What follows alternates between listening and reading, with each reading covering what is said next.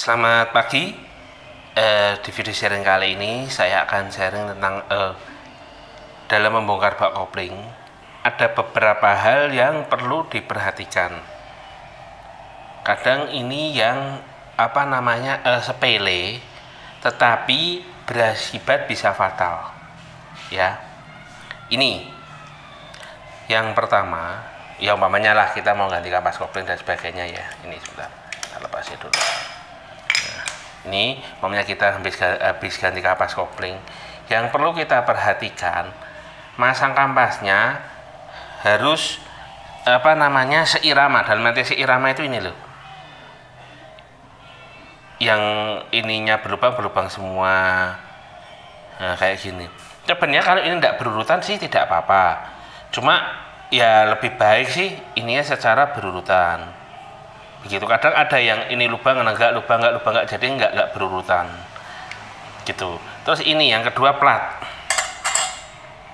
kopling ini kan ada sisi, sebentar tak lepas dulu ya, plat kopling. Nah ini kan ada, kalau saya mengatakannya sisi tajam, ini sisi tumpul. Nah ini jangan sampai kebalik. Kalau sampai kebalik, kopling nggak akan enak. Jadi ada selip-selipnya nanti. Jadi sisi ini kan sisi dalam atau sisi tumpul. Ini menghadap ke sana, Ini sisi tajam menghadap ke kita, ya, menghadap ke kita. Ini loh, kan ini sisi tumpul, ini sisi tajam. Jadi sisi tajam menghadap kita, sisi tumpul menghadap ke sana. Ini ya, ini sisi tumpul. Sisi tumpulnya menghadap ke dalam. Sebentar. Ini kan sisi tajam nih. Sisi tajam menghadap ke kita. Ya kan? Nah. Terus pada yang tidak seirama, ini namanya gini. Ini kan tadi ya berhubungnya di sini. Ini kita di sini. Sebenarnya tidak, kalau plat koplingnya ini tidak berurutan tidak apa-apa. Cuma ya lebih baik lah kan gitu. Tapi kalau plat ini jangan sampai kebalik, karena kalau kebalik fatal ini nanti. Ya, ini. Bentar. Udah, oke. Terus yang kedua, ini nih, seal o-ring di sini. Seal o-ring di sini harus ada seal o-ring. Ketika melepas, kalau sampai tidak ada o-ringnya harus dicari. Ataukah terpasang di sini, ataukah mungkin jatuh di sekitar sini, atau mungkin jatuh di sekitar sini, harus dicari. Karena ini kalau tidak ada seal o-ringnya, itu resiko oli, karena untuk menjaga tekanan oli, resiko tidak bisa naik. Itu yang kedua. Yang ketiga, perhatikan o-ringnya. Ini sudah saya ganti o-ringnya. Kalau sebelumnya saya ini sudah agak longgar ya, sudah agak longgar dan tidak span lagi, dan juga ada pipih nih. Nah ini loh, ini kan sepan banget ini. Oke, ini ya, ini sebentar saya pasang dulu. Oke, nah ini ada dua. Sebentar. Nah ini yang lama, ini yang baru. Ini yang lama dulu nih, saya kasih contoh. Nah, ini sudah longgar. Ini udah longgar banget, udah longgar dan tidak sepan. Ini lebih baik diganti, karena salah satu untuk menjaga tekanan oli ya ini. Ya. Terus ini saya ganti pakai seal o-ring, beli di toko-toko spare part atau toko yang jual laker atau seal ada. Tinggal bawa contohnya aja.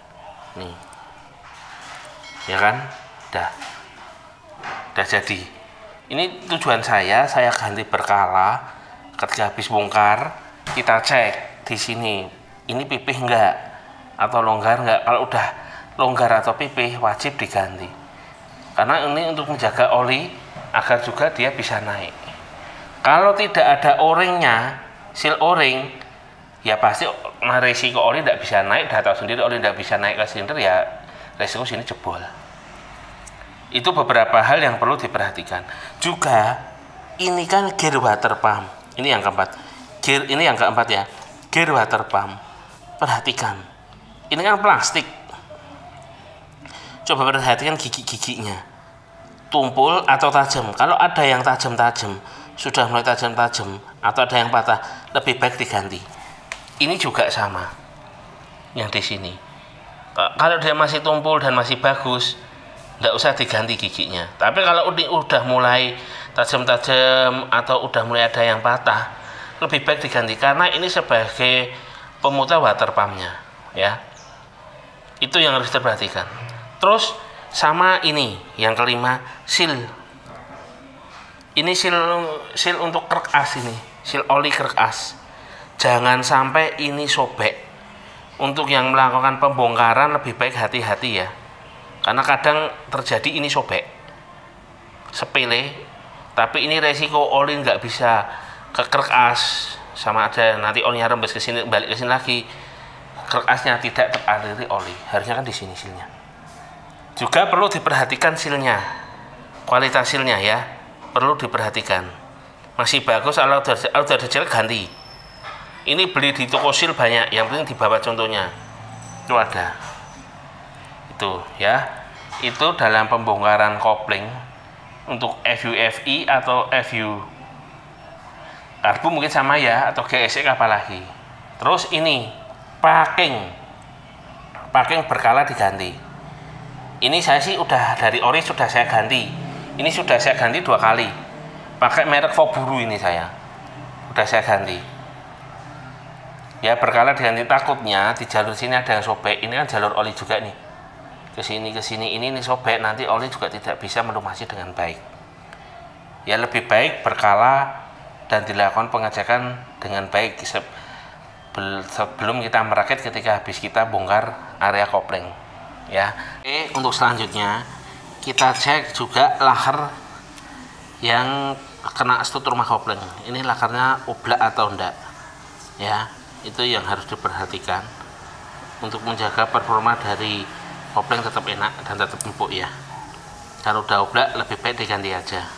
Nah, terus yang kedua, ini gini, dalam rumah kopling itu ada titik top. Ini titiknya, titik rumah kopling. Nah ini tutupnya harus segaris. Jadi harus segaris. Jadi gini, ini kan titik sini, ini sama titik sini. Harus satu garis. Nah, kenapa kalau nggak segaris? Mamanya gini, kebalik gini. Ini ya tetap bisa. Cuma nanti ketika kita buka tutup kopling, itu kadang nggak mau los. Ditarik kopling udah tarik penuh, tapi nggak mau los. Masukin gigi jendal mati. Bisa jadi titik ini sama titik ini tuh tidak pas. Jadi harus perlu diperhatikan, ya. Nah ini loh. Nah, jadi itu tadi beberapa hal yang harus diperhatikan ketika kita bongkar kopling dan akan melakukan pemasangan ulang. Yang salah satunya ini laker kopling, stut kopling, oblak enggak. Yang kedua seal o-ring pompa oli, dekat pompa oli dicek sudah pipih atau longgar. Kalau sudah pipih atau longgar ganti. Terus plat kopling kebalik enggak, yang ada sisi tajam menghadap luar, ada sisi tumpul menghadap sisi dalam ke sana. Terus platnya ini pemasangan juga harus benar ya.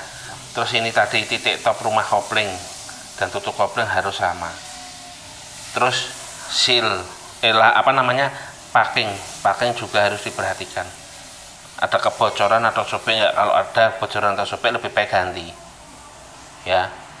Ini saya sudah pakai perpangda ori, pakai merek Foburu ini sudah saya ganti 2 kali kalau tidak salah. Oke ya, itu sharing saya tentang hal-hal yang perlu diperhatikan ketika membongkar rumah kopling pada FUFI, FU karbu atau FU injeksi. Sekian, terima kasih.